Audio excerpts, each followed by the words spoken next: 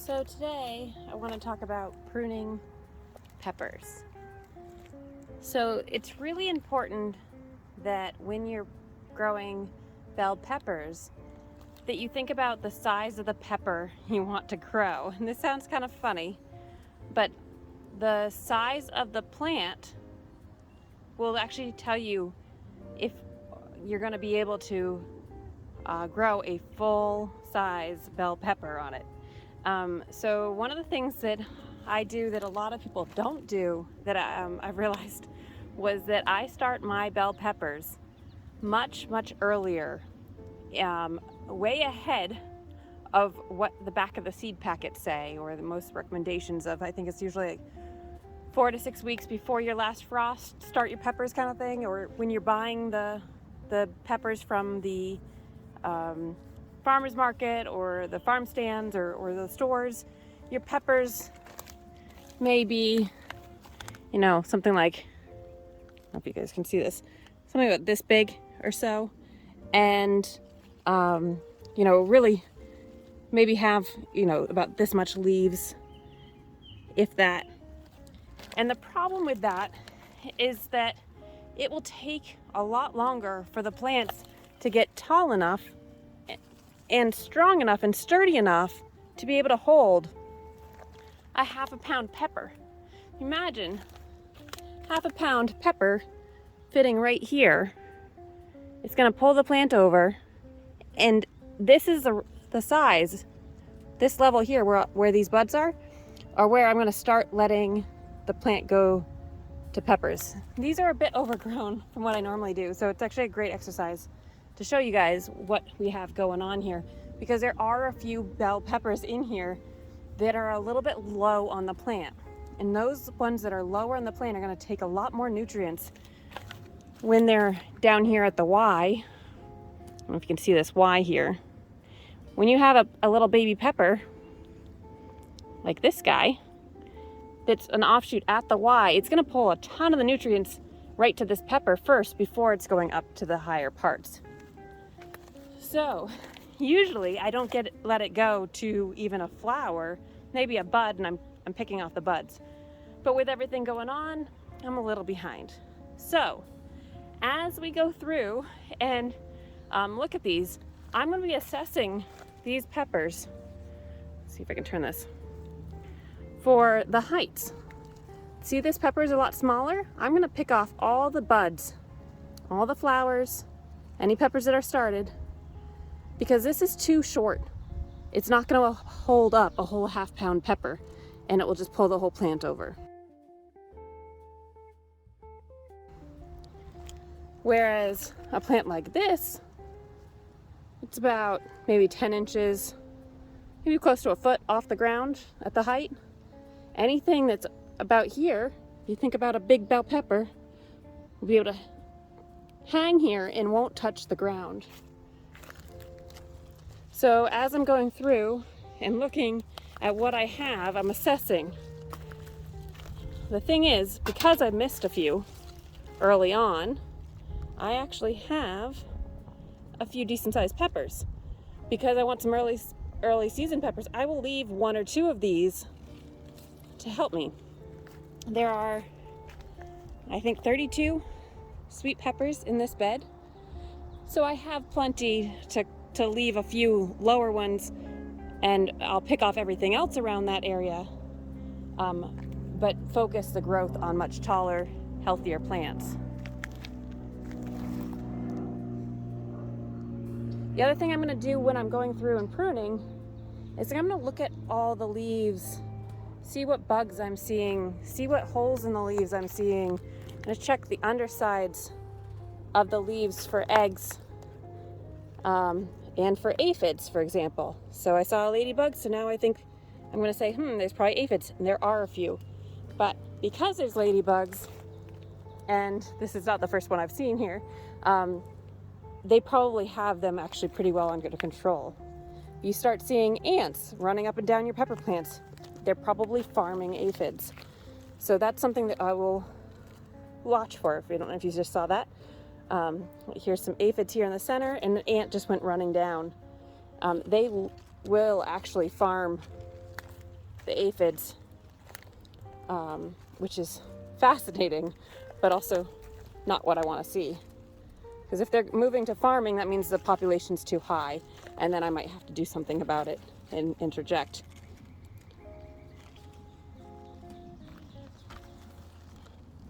So as I'm going through here, I'm assessing what I have before I get started.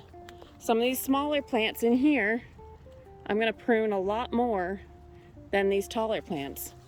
The taller ones, I'm going to prune all of this, so you can see this nice healthy thick stem here, which will support a nice big heavy pepper. And by doing this, I'm able to actually get store size bell peppers, which I'd never been able to do before. Growing up, my mom and I used to buy the 4-packs from the local farm stand. They'd be much smaller plants. And by the time we'd get to the end of the season, the plant may start actually having some decent sized ones. But for the most part, we were picking our peppers when they were about this big, not this big. So something to play around with and see what works well for you. If you don't have the space to start your plants indoors, it's fine. You can still prune them up to a certain point. So I always recommend pruning them so that you have a Y about 4 inches off the ground, and then let them do whatever they want.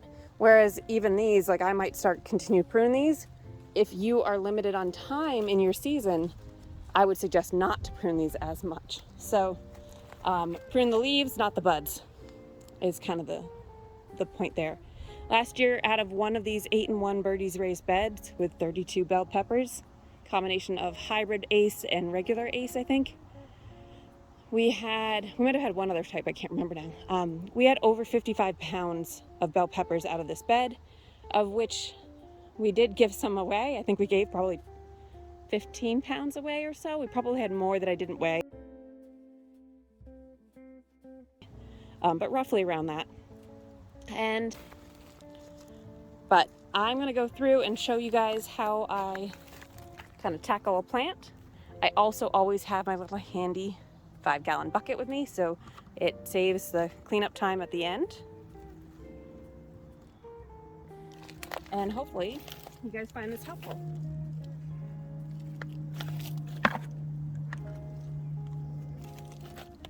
So the other thing I'm looking for is these really monster leaves on the plant, and I will prune those off. I also always make sure to wash your shears, your pruners, beforehand.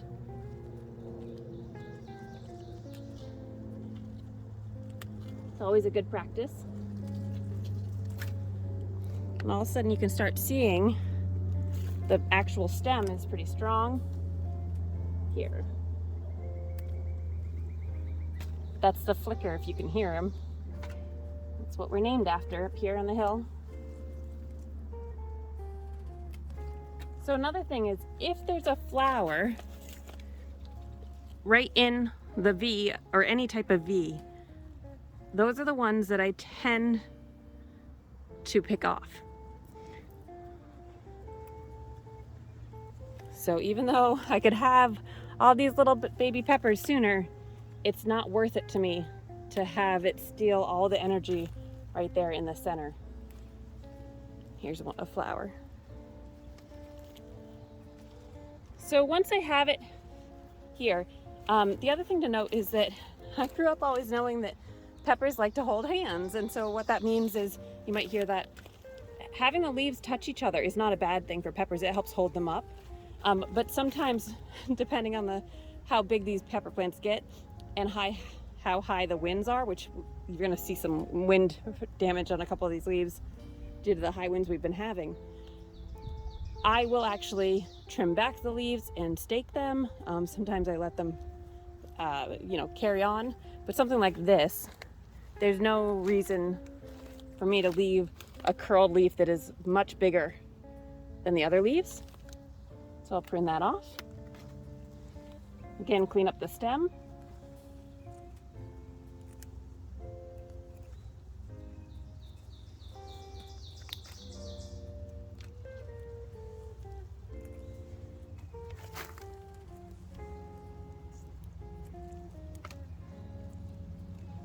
Here's another little guy in the V here. Take him off.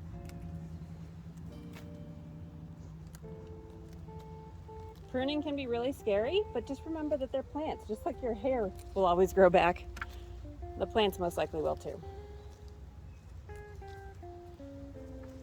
So it doesn't take long to go through these. Just like pruning the tomatoes that I did the other day. I try to get those suckers. I don't think it's called the same thing on a pepper plant, although they are in the same family. But you can also take these offshoots here, and you can go and put this in water and clone the plant and grow some roots. So if you don't have enough pepper plants, you buy one from a store, you can do that. If you have one growing, one dies, you can clone them.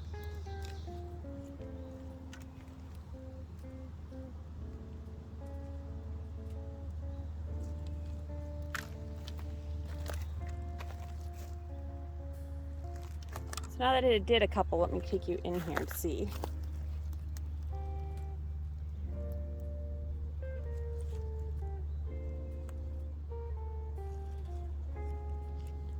See, versus the ones over here that are pretty overgrown. Now you can clearly see the stem.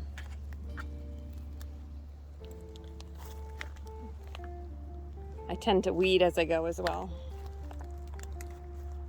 So I'm going to keep making my way through this bed, and I still have the cayennes and the ties to do as well in this next bed. Hopefully this helps you guys. If you have any questions, let me know. Happy to help you if I can. See ladybugs all over these, which is a good sign, really.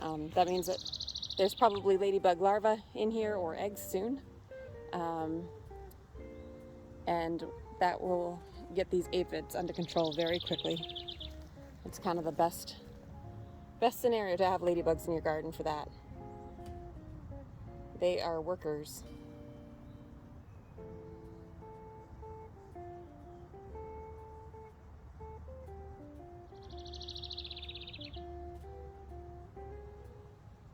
Another reason to have your peppers hold hands. Look at that guy go. So this one is probably chomping their way. And there's another couple over here. Not sure if you'll see them.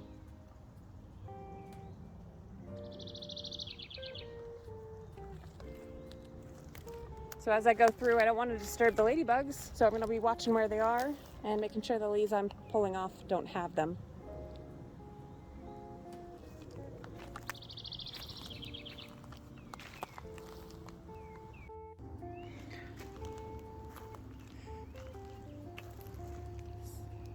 There are so many benefits of pruning your peppers. Concentrates growth on the height and the fruit that you want it to set. It does a lot for airflow underneath the peppers, which helps with decreasing bugs, bad bugs, as well as disease. You're not going to have the splash up just like your tomatoes. I just also think they're just much stronger and sturdier when you can actually have it focus on that stem growth. It's middle of June, late June, and our last frost here is May 20th. So in 1 month, since these guys have been outside, this is where I'm at for my pepper growth. So yes, I could have had earlier peppers if I didn't prune them, but they'd be much smaller and the plants wouldn't support them as well. So over here is just pruning. These are 2 Thai chilies, I think. Oh yeah, here we go. See these ties in here. And then here's some cayennes that I was just pruning. To go get Birdie in a second here, our dog. There's lots of bunnies out tonight. So these are what it kind of these looked like before, and these are all cleaned up. So they do look smaller. So they might look a little smaller, and actually some of these might be a little smaller too, but they will really be able to focus on the fruit much faster this way. Got more ladybugs over here. So I'm really happy to see the ladybugs to help me, but it also tells me that the aphids, by the quantity I'm seeing, the aphids are probably a little out of control, and I do have some of these ants here, which also tells me that there's a good chance that they're farming them. So we will see.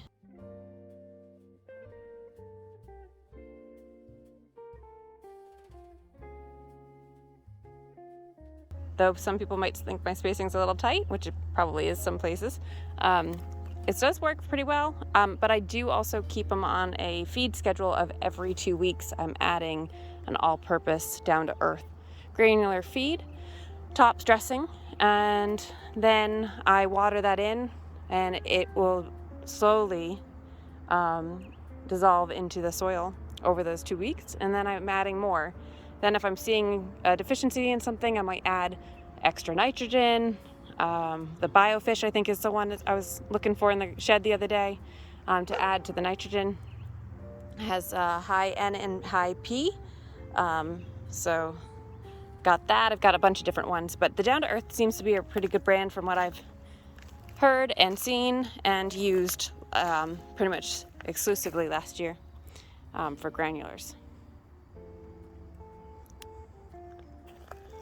So I hope this helps you with your pepper growing, and please let me know if you have any questions,